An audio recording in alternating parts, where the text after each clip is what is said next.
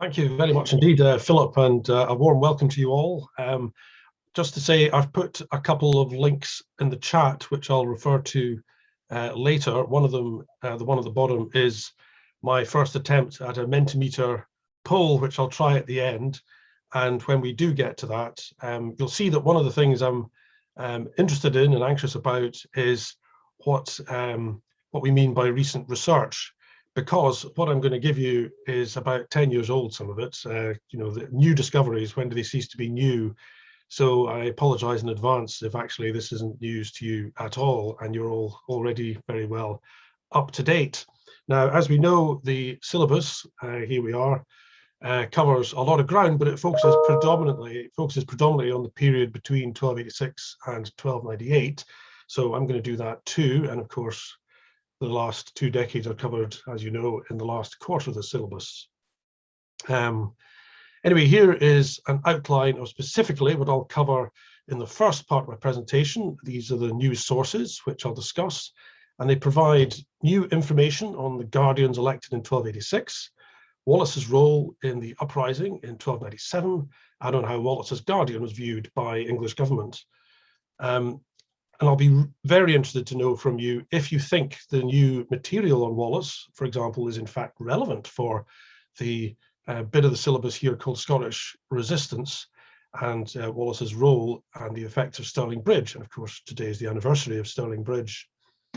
For Bruce, I will discuss a new manuscript of a letter which can now be dated. And when I say now, that's about 10 years ago, to 1310. And this relates directly to his ambitions early in the reign. However, again, I'd be interested to know if you think this fits with the syllabus. It's not directly about this conflict with Scottish opponents or about Bannockburn, although, as we will see, it sheds new light on Bruce's attitude to the previous major invasion that he faced by Edward II in 1310. Right, just in case these news sources don't really fit, and therefore I've been wasting your time a wee bit, what I'm going to do is finish with some new insights into issues that are directly related to what is specified. And I'll begin with recent work on a well-known source, the Ragman Rule, relating to what is rather brutally called the subjugation of Scotland, and a new context for the first mention of Wallace in action in June 1296. That's a pretty tiny thing.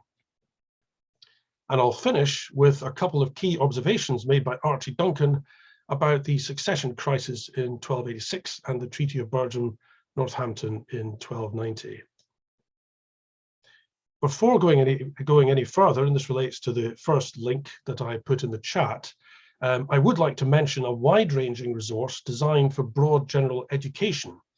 This provides 32 packages of accessible versions of primary sources relating to this period, each accompanied with a brief accessible introduction. And this is obviously useful for national qualifications too. So it's available in Education Scotland's National Improvement Hub. Now, as it happens, an introduction to this resource is being held on Glow on Tuesday next week, Tuesday the 14th September at 4 p.m. And so you'll see the details here. And as I say, I put the link in the chat if you want to sign up for it. The session itself will focus on using resources in primary schools, but of course, it'll be a very good introduction to these resources that's relevant for anyone. And indeed, I'll refer to a couple in my talk. Yep, there we are. Yeah, sorry, I should have had that there. That's when you click on the link, this is what you'll find. So now for the recently discovered source I would like to introduce you to today. So the first source here provides new information on the Guardians and on William Wallace. It is in a manuscript that came to light in 1990 when it was put up for sale in Bangor, County Down. It was bought by this Norwegian collector. So the manuscript, as it stands, is largely a copy of John Mayer's History of Britain, which was published in 1521, and most of the manuscript was produced about a decade later. The first part, however, is a slightly earlier manuscript from around 1510 of a kind that very rarely survives, namely an unbound booklet that someone would probably have kept in a bag rather than a library. And I could go on and on about it, and I'll try not to get distracted. So this manuscript, it only began to be studied systematically after digital images were made available in 2005, and it was soon realized that it contained a text that has all the hallmarks of being from a contemporary year-by-year Latin chronicle from the period between 1286 and 1327. So, for example, its prose is succinct and it contains specific credible detail that is not otherwise known. We'll see a wee bit of that later on, and I won't stop here, I'm afraid, to let you read all of this, but it just gives you a flavour of what it's like. And you can see some years are treated very sparsely or skipped out altogether, in fact, but some have more detail. But even where there is detail, it's pretty matter of fact with little or no comment or opinion. Now, I've referred to this here as the Scoian Chronicle after the name of the owner. The manuscript is not, of course, the original chronicle itself, should stress, obviously, because the manuscript itself is from about 1510. So the text has presumably gone through a few stages of copying and editing prior to what we see today. It can, however, be recognised as the only contemporary Scottish chronicle of the period that survives in any form. That is, the text can be recognised as that, even though the manuscript, of course, is a later copy, etc. Although the text remains unpublished, which is my fault, the new information I want to present to you today has been published and discussed in this online article. Now, there are two passages I want to draw your attention to today, and here is the first. It concerns the election of guardians to govern the kingdom after Alexander III's death in 1286. The key information that I've given here is in bold. So the first key bit of information is, you may think, rather bit detailed, the date of the Parliament. Now, Geoffrey Barrow and Archie Duncan guessed that the Parliament must have been held on 28th or 29th April because a Parliament should be summoned 40 days in advance, and 28th April is 40 days after Alexander III's death on the 19th of March. Before this Scoian Chronicle came to light, however, the only source known to mention 28th April was Barrow's Scotichronicon, written in the 1440s. And that might have been okay if Barrow had simply copied his sources, but he didn't. Barrow's Scotichronicon cannot really just be taken at face value, therefore it's a bit tricky to use for this period. A further complication is that Andrew of Winton, in his verse History in Scots, written a couple of decades earlier than Barrow's Scotichronicon, gave the date as 30th April. The Scoian text is different from Barrow and Winton, however, in that it is a simple copy of a contemporary chronicle. And as I've said, 28th April is exactly 40 days after Alexander III's death. So you might wonder, why is this a matter of any consequence? A day or two here and there? Well, we can be more confident now, I think, that no time was wasted in calling a parliament as soon as it was known that the king was dead. So they weren't sort of putting their head in their hands and thinking, what on earth are we going to do? They acted pretty well immediately. Also, this does tend to confirm what I've been saying about this chronicle as preserving contemporary exact information. Another key detail is the number of guardians chosen by Parliament. So this is a little bit more significant. Now, it used to be thought that 6 guardians were elected and that they were chosen to represent equally the historic division of the kingdom, north and south of the Forth. And here is the main source for that idea. Now, this source was written no earlier than 1363 and is not, therefore, contemporary with the events of 1286. So its comments about the geographical division of the guardians, north and south of the Forth, is therefore made by somebody writing about 80 years or more afterwards. The thing is, it's not supported by any contemporary evidence, not explicitly. So, for example, when documents were issued by the guardians, they always acted together as a group. There is no indication that 3 were especially responsible for the north of the Forth and 3 for south of the Forth. Now, you might be saying, wait a minute, the number 6 is consistent with the earliest surviving document in the name of the guardians, which is dated the 25th of September 1286.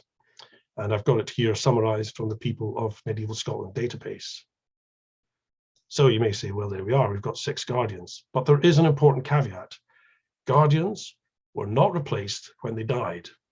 So you may recall that by the end of 1289, only 4 were left. So it is possible that a guardian elected in April 1286 was dead by the 25th of September. Now, it is only by chance that no earlier document survives. It is apparent, for example, from this inventory of the Royal Archive, which was made in December 1292, that 781 documents were issued by the government of the Guardians. Only 31 survive. The 7th Guardian, as it were, in the Scoian Chronicle, is the Bishop of Dunkeld. In 1286, this was William, and from what we know about him from other sources, it is perfectly plausible to think that he was alive in April 1286, but was dead by 25th September, when the earliest surviving document in the name of the Guardians is written. There is no need to hesitate, I would say, therefore, in adding him to the list of Guardians elected on 28th April 1286. So this means that there was no geographical balance between north and south of the Forth. The Guardians may have been chosen simply because of their individual importance. So that may be pettifogging detail, but we're going to have a little bit more, which is a bit more significant in this other passage from the Scoian Chronicle, which I want to discuss with you now. And this is something you may well know already, of course. And it's about William Wallace's first known major operation against Edward I's government in Scotland, the killing of the Sheriff of Lanark. So before we look at it closely, here is Geoffrey Barrow's brief summary of what was known previously about this event from contemporary sources. You can see they know it was sometime during May, but not exactly when. And here again is what the Chronicle says. Now, there are 2 new pieces of information. One is the exact date, 3rd of May. The other is that the operation was led not by Wallace alone, but by Wallace and Richard of Lundy, who indeed was Sir Richard of Lundy. Before this chronicle was discovered, this had been the only major event in the Rising of 1297 led by Wallace on his own. So as you can see, this is no longer the case. He was joint leader with a knight or leading noble, as in the later operations. So it seems that if any of the Scottish elite was planning an attack, they turned to Wallace for support. Perhaps Wallace was known as the leader of a band of determined fighters who were more than happy, indeed very keen, to help in any serious operation against Edward I's occupation. Now, Wallace was evidently only the junior partner, however. So he only became leader of the resistance because his co-leaders in turn swapped sides, were captured, or died. So it was a matter of accident rather than design that he ended up as the sole leader. Now, this is not the only new source about Wallace that has come to light in the last decade or so. This next one is discussed in this online article by John Reuben Davis. The main contemporary account of Wallace's trial and execution in London on 23rd August 1305 is not an official government record of the proceedings. Instead, it is a chronicle kept in London at the time. And here are some of the offences it says that William Wallace was charged with. Now, that's very helpful as far as it goes, but this is not an official record. So John Davis's breakthrough came in the most unexpected place. Wallace's execution involved special costs, which were duly accounted for in English royal financial records. And these were stored in rolls, just like the one you're seeing here. In one of these, known as the Memoranda Rolls, there is a record of costs incurred in transporting Wallace's remains from London for exhibition in 4 Scottish towns. This document has been published and is well known. When Davis looked at the manuscript, however, rather than the published text, he noticed a cross-reference to another series of financial records known as pipe rolls. So he followed this up and found a highly unusual entry. The clerk, while noting the usual information about what the sheriffs had spent, burst into a detailed denunciation of Wallace and a description of his gruesome death. This is not, of course, an actual court record of the charges against Wallace. It is, nevertheless, a vivid testimony of what those in the machinery of government considered Wallace's crimes to have been. It is an official record of sorts, therefore, albeit of a financial rather than a judicial kind. Now, it is almost unheard of for the clerks who wrote up these dry as dust accounts to add anything of this kind at all. So it's a vivid sign of the passions that were aroused against Wallace. It's not difficult to see how, from an English government perspective, Wallace, to quote, sought to call himself King of Scots. In reality, he did not, of course, and it's clear in the documents he issued as Guardian that he was acting in the name of the absent King John Balliol and with the consent of the community of the realm, as here. Also, we've already seen that he ended up as sole Guardian by accident rather than design. Nevertheless, Wallace as Guardian did everything a king could do, including granting land in perpetuity, as in this case, which incidentally is something the Guardians between 1286 and 1291 didn't do. So, for the first time in anyone's experience, government was wholly in the hands of a single individual who was not the king and who was not acting temporarily during the minority of a child king. So, from an outsider's perspective, it is maybe not surprising that it seemed that Wallace was seeking to be king. Why? Move. Okay, the next news source that has come to light relates to Robert Bruce at a turning point in his rise and triumph, to quote the syllabus. And this was the first time in his reign that he faced a serious invasion by the King of England. And this has been written about in a recent SATH yearbook, as well as in this online article. So I do apologize if you're already familiar with this already. You'll see the URL at the top there. So the document itself is a letter of Robert I to Edward II, and it was published in 1950. So the letter itself is largely well known. And here it is in its original Latin and in translation. Now we'll look at it more closely in a minute, so don't try and read it now. The letter is an overture for peace, declaring in rather florid language that Robert I and his people are willing to go to any lengths to secure an end to hostilities. And here is a particularly striking passage. So if this letter has been known since 1950, what is the recent discovery? Well, what was published, what was known from 1950, the only copy of the letter that was known then, lacked the usual statement at the end about of these letters about when and where it was written. So this means that when Geoffrey Barrow referred to it, he followed Archie Duncan's suggestion that it was written about the same time as the Declaration of Arbroath in 1320. Archie Duncan was the first Scottish historian who knew about the letter, and as you can see, he was quite confident about dating it to spring 1320 because it chimed with the Declaration's content and shared its sophisticated prose style, which I'll say a little bit more about later. So what's new is that another copy has subsequently come to light, actually in a manuscript written in Kirkstall Abbey in Leeds, which is, you have to say, about the last place you'd expect to find one of Robert I's letters. Now, this copy, unlike the other one, includes the final dating clause. I've got in bold there. And this shows that the letter was written on the 1st of October 1310 at Kildrum, which is now part of Cumbernauld. And by that date, Edward II had reached Biggar in his invasion of Scotland, and Biggar is about a day's ride from Kildrum, so all the details fit together rather neatly. The discovery of the date of the letter suddenly makes it much more significant. Previously, as it's been rather overshadowed by the Declaration of Arbroath and was therefore seen as only a minor part of the rhetorical campaign defined by the Declaration itself in 1320. Now, however, the letter can be recognised as a remarkable witness to Robert Bruce's mind as he faced the first major invasion of his reign by the King of England. Bruce had only recently begun to make his claim to be king a reality on the ground. At the time, in 1310, most Scottish castles remained in Edward II's hands. Here, Bruce was, nevertheless, addressing his foe with a rhetorical power and dignity that foreshadowed the Declaration of Arbroath. So I'll just take a closer look at this and identify some key passages. Now, the first point to make is that the letter is in Latin. And what's significant about this is that correspondence of this kind was typically in French. And of course, Robert Bruce and his entourage would have had no difficulty writing in French. The use of Latin, therefore, was a deliberate choice. Presumably, it was read out to Edward II when he received it, and if so, All listening to it at that time would have been startled to hear Latin rather than French and would have been wondering what on earth was going on.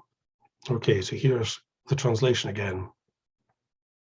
Now, on the surface, as we've seen, Robert I's tone is conspicuously deferential, and some of this is normal courtesy.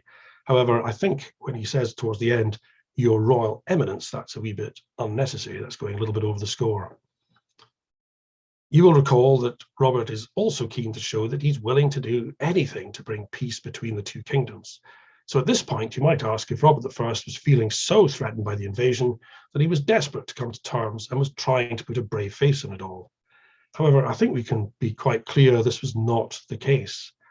There are 5 key passages highlighted here where Robert I makes it clear that he was not conceding an inch on the key issue, which was that he was king of an independent kingdom. So these phrases that I've highlighted show that he was addressing Edward as one king to another. And this was, of course, the core issue. Edward II only addressed Bruce as plain Robert Bruce, or at best Sir Robert Bruce, never as King Robert. In the letter, Robert I managed to appear conspicuously gracious and reasonable, while also being unyielding on the fundamental question of his own status and his kingdom's independence. So this brings us to a key dimension of Robert I's letter, which led Archie Duncan to associate it with the Declaration of Arbroath. Both the declaration and the letter are written in a sophisticated style of Latin prose that was used when writing to the Pope. And the technical term, as I'm sure you know for this, was the cursus. And its hallmark is a restricted number of set rhythms at the end of each sentence. Now, it's really hard to appreciate this when just reading it on a page, and it's more obvious when you hear it read out. When the letter was read out to Edward II, therefore, he, and certainly his clerks, would have realized at once that it was written in this style. Robert I, therefore, was writing as a ruler on the top international stage, as of writing to the papacy. He wasn't behaving like a rebel, which is what they were treating him as. This sophisticated cursus style, moreover, was deployed in the letter with consummate skill. The set rhythm, known as planus, plain, would normally appear frequently. In the letter, however, it is only used once. And this throws an oral spotlight on a crucial sentence, which I've got in bold here. So the words, highlighted red, are where the planus rhythm occurs, urging Edward II to stop persecuting Robert I and his people. So the letter's immediate message is made dazzlingly clear. Okay, I'll now turn to some fresh insights on some topics that relate more directly to the syllabus. The first takes us back to what is referred to here, rather, as I say, rather brutally, as the subjugation of Scotland. The key text here is a document known as the Ragman Rule, which has been re-examined by John Reuben Davis and Matthew Hammond in these online articles. The Ragman Rule is a record of the oaths of loyalty made to Edward I by Scottish landowners after his conquest of the kingdom in 1296. So the technical term for these oaths of loyalty, as I'm sure you know, is fealties. And the penalty for breaking a fealty was potentially loss of life and lands. The fealties were originally written on separate pieces of parchment. A few years later, they were copied by a notary, Andrew of Tong, into the vast document known today as the Ragman Rule. Andrew of Tong actually, as you can see here, made 3 copies, working between December 1300 and March 1306, which of course was ironically meant that he finished the task just when Robert Bruce seized the throne and kicked everything off again. Now, John Davis showed that there could be no question about the authenticity of the fealties. This means that we should accept that over 1,600 Scottish landholders flocked to Berwick to give their personal loyalty to Edward I on the same day, 28th August 1296. Over 100 fealties were also given beforehand, while Edward made a triumphal tour of the conquered kingdom between May and August. Matthew Hammond identified each of the landowners and showed that over 75% of those who had sworn fealty before the Great Gathering at Berwick swore fealty again at Berwick on 28th August 1296. So this would not have been necessary unless they felt required to come to Berwick because of a general call to do so. Now, a landholder needed to give their fealty in order to secure their lands. It is not so surprising, therefore, that Scottish landholders flocked to do so once it had become clear that Edward I was going to govern the kingdom directly through his own officials. Now, as you can see here, Geoffrey Barrow found it incredible that so many thronged to give their fealty to Edward at Berwick on 28 August 1296. As a result of Davis's and Hammond's work, however, there seems little doubt that they actually did so. And by the way, 4.6% were women and are discussed by Matthew Hammond in these articles. So although not all landholders made the journey to Berwick, it is striking to see how many were prepared to do so, really felt they had to come to terms with the new regime. And that's not surprising, their livelihoods were at stake after all. Would they have been willing to accept Edward I's rule in the long term if he had not governed Scotland so oppressively? I'm afraid a bit of a what-if question. The thing is, he was in dire need of money to fund his war against the King of France. So, I mean, you could say that it was not too surprising, therefore, that Edward treated the country harshly as the conquered country it was. A more fundamental issue is that royal government in England was much more demanding and intrusive than it was in Scotland. Now, if Edward's officials in Scotland behaved as they normally would have in England, and why wouldn't they, then this alone would have felt oppressive to anyone with land and property in Scotland who would never have experienced anything like this before in Scotland. Royal government in Scotland was much more light touch. However, as we know, before a year had passed, Edward I's administration in Scotland was on the point of collapse in the face of general non-compliance and increasingly active resistance. So this brings us to the Resource on Education Scotland's Improvement Hub. And you'll find there as Resource 31, an introduction to William Wallace. Sorry, I've just gone ahead there. There we are, an introduction to William Wallace and a series of sources in an accessible translation. And you'll see that it includes the item in the Scoia'an Chronicle and the killing of the Sheriff of Lanark, but it also includes, just above this, the earliest mention of William Wallace, referred to here in an English court record as a thief who was active with his band in the vicinity of Perth on the 14th of June, 1296. Now, in the resources introductory blurb, it's pointed out that 14th June was a week before Edward I arrived in Perth on his victorious tour of Scotland, following the abject defeat of the Scottish army at Dunbar on the 27th of April. So perhaps this is a glimpse of Wallace already leading a group who refused to accept Edward's victory, living beyond the law and hoping to gain support in the face of Edward's march through Scotland. It's very striking, that coincidence. I'll finish now with an important but challenging piece of secondary literature, Archie Duncan's Kingship of the Scots, which was first published in 2002. And I have to say, this is not, in my experience, an easy book to read, but it really does repay looking at again and again and again, because it's full of fresh insights. So a couple of examples I want to focus on today relate to the nature of the succession crisis in 1286 and the so-called Treaty of Burge and Northampton. Now, Archie Duncan emphasizes the significance of the pregnancy of Queen Yolande, Alexander III's second wife. And here is a passage from his book where he makes this clear. There can be little doubt that Yolande was indeed pregnant, despite some appallingly misogynistic comments in the Laracos Chronicle. And it would have been front and centre of everybody's minds at the time. The Guardians assembled at Clackmannan on the 25th of November, 1286 for the birth, and tragically the baby did not survive. If it had been a boy, then there would have been no doubt at all that this was Alexander III's heir. Archie Duncan suggests that Bruce was making ready to press his claim against a female heir, which of course ended up being Margaret the Maid of Norway. But it was only after Yolande's pregnancy failed that Bruce attempted a rising in the southwest, a rising that was snuffed out by the Guardians after a couple of months. So it's sometimes thought that Bruce immediately went up in revolt after the election of the Guardians, but no, it makes much more sense to think it was much later. Okay, the other key insight of Archie Duncan's relates to the marriage negotiations for Alexander III's granddaughter and heir. Now, you'll recall that she was 3 years old by the end of 1286. Her father, Eric, King of Norway, and Edward I were keen that she should marry Edward I's son and heir, Edward, who was a year younger than Margaret. Now, this would have, of course, resulted in a union of the crowns, with the same monarch in Scotland and England. The Scottish barons and leading churchmen were fearful for what this could mean for them in Scotland. There was a serious risk that royal government would become like England and undermine their local power, rather than being light touch, as we've seen was the case normally in Scotland.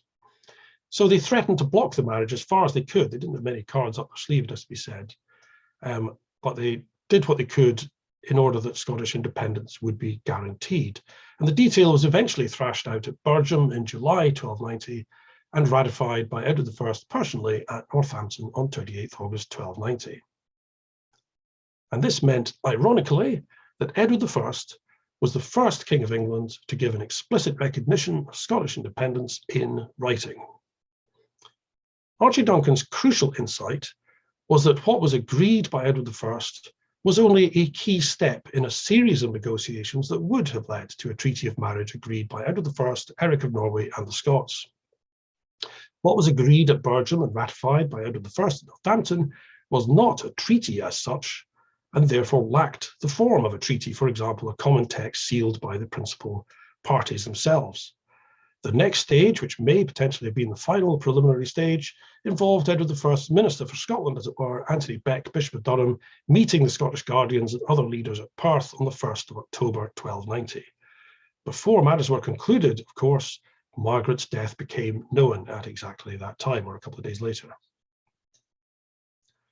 So here is one of the passages where Archie Duncan explains that what was agreed at Burgham and Northampton was not a treaty. And you might say, okay, why does that matter? The reason is that Edward I's recognition of Scottish independence in writing was to be pivotal for everything that followed. From Edward I's point of view, what he agreed to was strictly in the context of a marriage treaty that was not finalised. He therefore felt justified in changing his mind. For the Scottish Guardians and Barons, by contrast, Edward I's written recognition of Scottish independence was a solemn undertaking that could not be rescinded. Now, Edward I was aware of this and made sure to get John Balliol, a few weeks after being inaugurated as King of Scots, to renounce what Edward had promised at Northampton. The stage was set for an inevitable clash leading ultimately to war and to centuries of enmity. If we refer to what was agreed at Burgham and Northampton as a treaty, this is not only technically wrong, but makes it difficult to see the situation from Edward I's perspective. He did certainly go back on promises he had made in writing, but he did not rip up a treaty. So thank you very much for looking through all that. What I would be grateful for you to do now, if you go to mentimeter.com and enter the code, or you just press that link that I gave you, that should take you to something useful. I will now try and stop sharing my screen.